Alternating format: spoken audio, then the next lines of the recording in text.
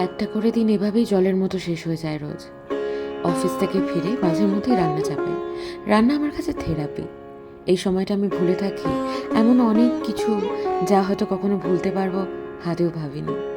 দিন শেষ হয়, রাত নেমে আসে চোখেও। সংসার আসলে অভ্যাসে, আর অভ্যাস বরাবরই আরামের। আবার একটা নতুন দিনের অপেক্ষায়। আপাতত এটুকু।